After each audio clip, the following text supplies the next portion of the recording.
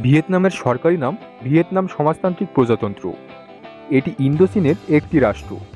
ভিয়েতনামের উত্তরে গণচীন, পশ্চিমে লাওস ও কম্বোডিয়া, দক্ষিণ ও পূর্বে দক্ষিণ চীন সাগর অবস্থিত। হ্যানাই ভিয়েতনামের রাজধানী ও হো চি মিন সিটি বৃহত্তম শহর। সুপ্রিয় দর্শক, মায়াজাল বিশ্বের এই পর্বে চলুন জেনে আসি ভিয়েতনাম সম্পর্কে। নিয়মিত ভিডিও পেতে অবশ্যই সাবস্ক্রাইব করুন মায়াজাল বিশ্ব। ভিয়েতনাম সমাজতান্ত্রিক প্রজাতন্ত্র। ভিয়েতনাম ভৌগোলিকভাবে সরু ও দীর্ঘ। এর ভূমিরূপ বিচিত্র। উত্তর প্রান্তে ও মধ্যভাগের ভিয়েতনাম পাহাড় পর্বতময়। উত্তরের উচ্চভূমিগুলি ধীরে ধীরে ঢালু হয়ে পূর্ব দিকের প্রশস্ত নদীবহুল উপকূলীয় সমভূমির সঙ্গে মিশে গেছে। সমভূমিগুলিতে নিবিড় কৃষিকাজ হয় এবং বহু শতাব্দী ধরে ভিয়েতনামীয়রা এগুলিতে অনেক বাঁধ তৈরি করে ও খাল কেটে সেচ কাজ ও বন্যা নিয়ন্ত্রণের ব্যবস্থা গড়ে তুলেছে। মধ্য ভিয়েতনাম দেশের সবচেয়ে সরু অংশ। এখানে পর্বতগুলি সাগর পাড়ের অনেক কাছে অবস্থিত। এমনকি কোনো কোনো জায়গায় এগুলি সাগরের একেবারে গা ঘেঁষে রয়েছে। দক্ষিণ ভিয়েতনাম মূলত মেকং নদীর অববাহিকা দ্বারা গঠিত প্রশস্ত এবং এই সমভূমি উর্বর। এখানে প্রচুর কৃষিকাজ হয় এবং মূলত ধান উৎপাদন করা হয়। ভিয়েতনাম একটি কৃষিভিত্তিক সমাজ হিসেবে গড়ে ওঠে। এখনও এখানকার অধিকাংশ লোক গ্রামে বাস করেন। 2003 সালের হিসাব অনুযায়ী শহরে 26% লোকের বাস। তবে শহরমুখী জনসংখ্যার পরিমাণ ক্রমেই বাড়ছে। ফলে হো চি মিন সিটি, হ্যানাই এবং অন্যান্য এলাকার জনসংখ্যা দ্রুত বৃদ্ধি পাচ্ছে। ভিয়েতনামে 53টি ভিন্ন জাতিগত ও ভাষাগত গোষ্ঠী বসবাস করেন। তবে ভিয়েতনামীয় জাতির লোকেরাই সর্বতোভাবে সংখ্যাগরিষ্ঠ।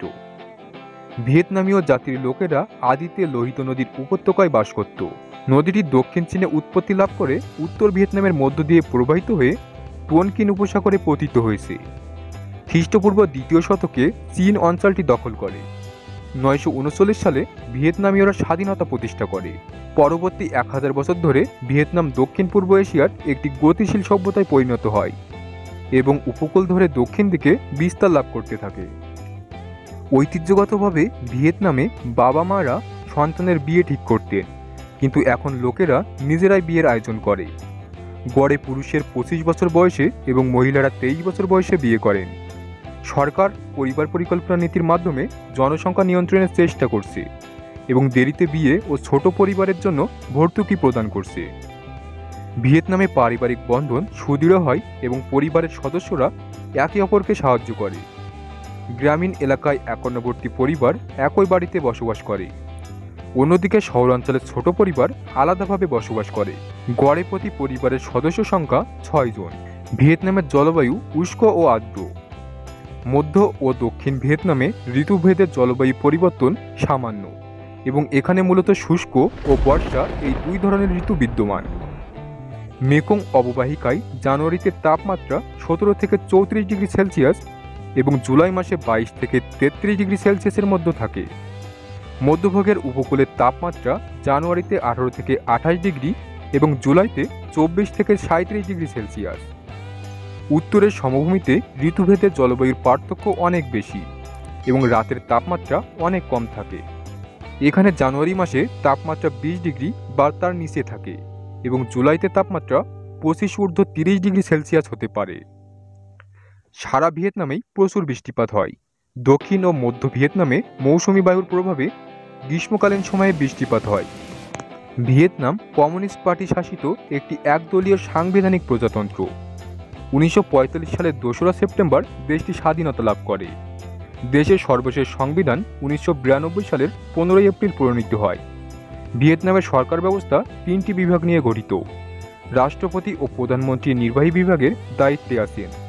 রাষ্ট্রপতি রাষ্ট্রের প্রধান এবং জাতীয় প্রতিরক্ষা ও সুরক্ষা কাউন্সিলের প্রধান। প্রধানমন্ত্রী মন্ত্রিসভা ও অন্যান্য কমিশনের প্রধান। জাতীয় সংসদের হাতে আইন প্রণয়নের ক্ষমতা ন্যস্ত। বিচার বিভাগ সুপ্রিম কোর্ট এবং অন্যান্য আদালত নিয়ে গঠিত। ভিয়েতনামের সংবিধান অনুসারে কেবল একটি রাজনৈতিক দল স্বীকৃত এবং বৈধ, যার নাম ভিয়েতনামের কমিউনিস্ট পার্টি। এর সদস্য সংখ্যা 30 লক্ষেরও বেশি। এটি অতীতে ভিয়েতনাম শ্রমিক দল নামে পরিচিত ছিল, যা আবার 1930 সালে প্রতিষ্ঠিত ইন্দোচীন কমিউনিস্ট পার্টিরই বিবর্তিত রূপ। ভিয়েতনামে ভোটাধিকারের বয়স 18। নারী পুরুষ নির্বিশেষে সবাই ভোট দিতে পারেন।